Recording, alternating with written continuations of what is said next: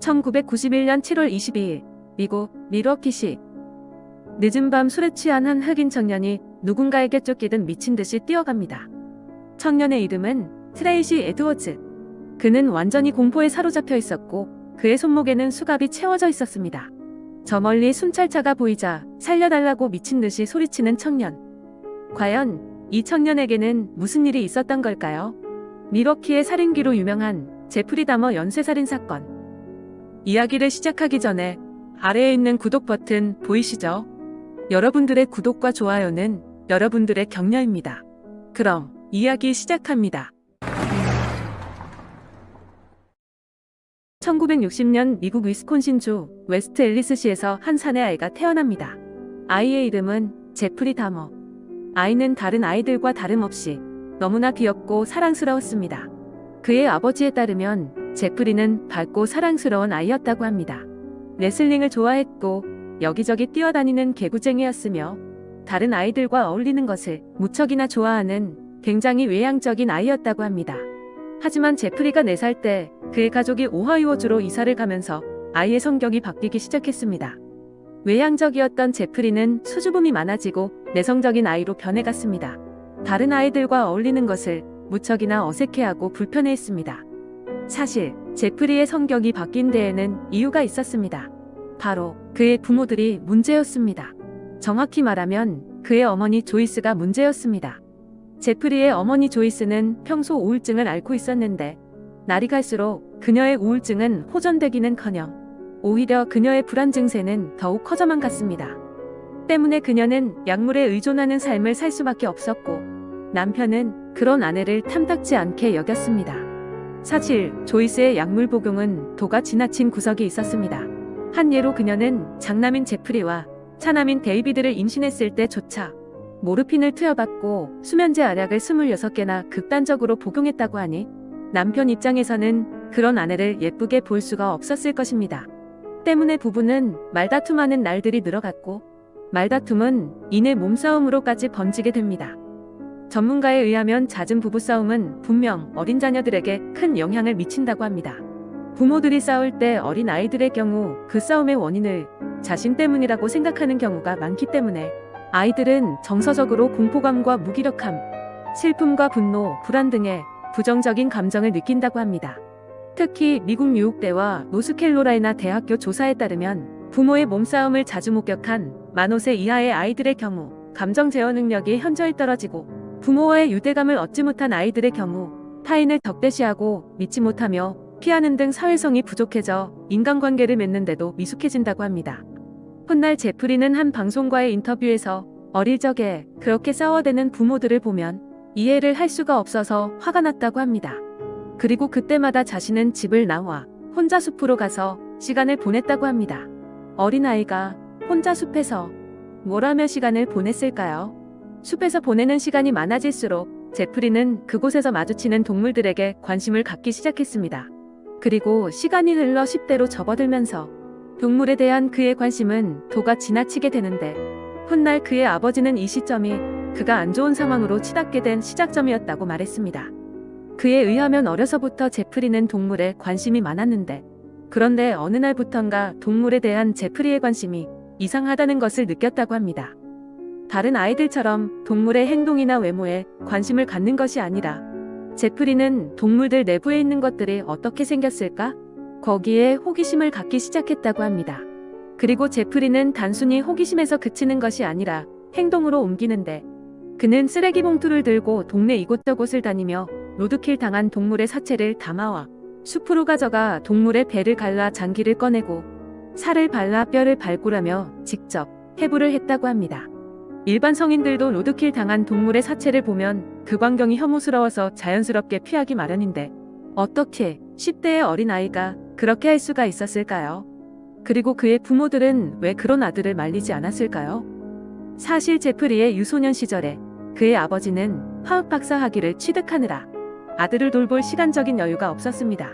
그리고 그의 어머니는 우울증 때문에 아들을 돌볼 마음의 여유가 없었죠. 그 때문에 비록 제프리가 다른 악인들처럼 어린 시절에 신체적으로 직접적인 학대를 받은 것은 아니지만 한 인간의 인격이 형성되는 가장 중요한 시기인 유소년기에 바쁜 아버지와 아픈 어머니의 무관심이라는 소극적인 학대를 받으며 그의 인격은 올바르게 성장하지 못하고 자기중심적이고 편협하게 조금씩 엇나가기 시작했습니다.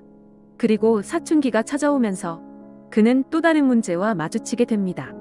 사춘기가 찾아오자 제프리는 자신이 이성이 아닌 동성을 좋아한다는 것을 알게 됩니다. 물론 그것이 잘못된 것은 아니지만 이성이 아닌 동성에게 마음이 끌린다는 것은 분명 큰 문제인 것만은 틀림이 없을 것입니다. 게다가 제프리가 사춘기를 보낸 1970년대는 그런 사람들을 바라보는 시각이 지금보다는 훨씬 폭력적이었습니다. 한 예로 1973년 이전까지만 해도 미국에서는 그런 사람들을 정신질환 혹은 정신장애로 분류했습니다. 한마디로 말하면 그런 사람들을 모두 정신병자로 취급한 것이죠. 이런 이유들 때문에 제프리 역시 괴로움을 겪게 됩니다. 그런데 제프리가 겪는 괴로움은 같은 성향을 가진 여타의 다른 사람들이 사춘기 시절에 겪는 괴로움과는 그 결이 조금 달랐습니다. 다른 사람들은 자신의 정체성 때문에 괴로워한 반면 제프리는 정체성보다는 자신의 욕구 취향 때문에 괴로워했습니다. 그에 의하면 자신은 14살 때 이웃에 사는 소년과 첫 경험을 했다고 합니다. 하지만 그 경험은 생각보다 자신을 만족시켜주질 못했고 그때부터 자신은 살아있는 사람이 아닌 죽은 사람에게 관심을 갖기 시작했는데 훗날 그의 변호인에 따르면 제프리는 욕구 행위 시 자신이 그 상황을 완전히 통제하기를 원했고 상대방이 자신의 요구를 거부하거나 자신에게 뭔가 해달라고 요구하는 것을 원치 않았다고 합니다. 때문에 그는 의식이 없는 사람과 관계를 갖길 원했지만 단순히 수면제를 먹여 의식을 잃게 하는 것은 관계 도중에 깨어날 위험성이 있었기 때문에 그래서 그는 살인을 했다고 말했습니다. 그런 이유들 때문에 제프리는 어려움을 겪게 되는데 그는 학창시절에 가학적인 관계를 하는 상상들을 매일같이 했었다고 합니다. 그리고 그 상상들은 날이 갈수록 심해져 자신이 고등학교에 들어갈 무렵에는 그런 상상들 때문에 너무 괴로워 술을 마시기 시작했는데 등교하기 전에 술을 마시고 학교에 가거나 심지어는 술을 가지고 학교에 가서 마시기까지 했다고 하니 이때까지만 해도 제프리는 술에 의존해서라도 자신의 욕구를 억제하려고 부단히 노력을 했던 것 같습니다. 하지만 제프리는 언제까지 자신의 넘치는 욕구를 억제할 수만은 없었습니다. 그가 고등학교를 졸업할 무렵 그의 부모들은 몇 년간 이어진 다툼 끝에 결국 이혼을 하게 됩니다. 이혼하기 전 그의 아버지는 집을 나와 근처 모텔에서 지내게 되고 그의 어머니는 남편에게 알리지 않은 채 제프리의 동생만을 데리고 집을 떠나게 되면서 자연스럽게 혼자 집에 남게 된 제프리는 자신만의 공간이 생기자 마침내 그동안 상상만 하던 일들을 실행에 옮기게 되는데 1978년 6월 차를 끌고 나간 제프리는 길에서 히치하이킹을 하던 18세 소년 스티븐 힉스를 태우게 됩니다. 제프리는 그를 집으로 초대했고 그들은 술을 마시고 이야기를 나누며 시간을 보내게 됩니다. 그리고 몇 시간 뒤 스티븐이 집에 간다고 말하자 제프리는 역기로그의 머리를 내리쳐 정신을 잃게 한 후 그의 목을 졸라 살인을 하게 됩니다. 그리고 제프리는 자신이 사람을 죽였다는 사실조차 망각한 채 시체를 상대로 그동안 참아왔던 자신의 욕구를 분출하게 됩니다. 이후 제프리는 어릴 때부터 동물의 사체로 연습했던 기술들을 이용해 조용히 그의 범행을 마무리 짓게 됩니다. 그렇게 첫 번째 살인을 저지른 제프리는 자신이 사람을 죽였다는 죄책감에 혹은 자신의 범행이 드러날지 모른다는 두려움에 그의 일상은 엉망이 되기 시작했습니다. 그는 하루 종일 술에 빠져 있었고 공공장소에서 음주 때문에 체포되기까지 합니다. 다시 집에 돌아온 아버지는 그런 아들을 알코올 중독자 모임에 보내 정신과 상담을 받도록 했지만 아무런 효과가 없었고 술에 빠져 허송세월하는 아들을 지켜볼 수만은 없어 오하이오 주립대학에 등록시키지만 제프리는 룸메이트의 물건을 훔쳐 술을 마시거나 피를 뽑아 술을 마시는 등 여전히 술에 취해 성적 불량으로 제적을 당하게 됩니다. 아버지는 다시 돌아온 아들에게 군대에 갈 것을 제의하는데 자신이 살인을 벌인 장소에서 벗어나고 싶어서 그랬는지는 모르겠지만 제프리는 순순히 동의를 하게 됩니다. 그렇게 군에 입대해 기본 군사훈련을 마친 제프리는 뜻밖에도 텍사스주 산 안토니오 군병원으로 배치를 받게 되면서 그곳에서 위생병으로 전문 교육을 받으며 인간의 해부학적 구조에 대해 더 많은 지식을 얻게 됩니다.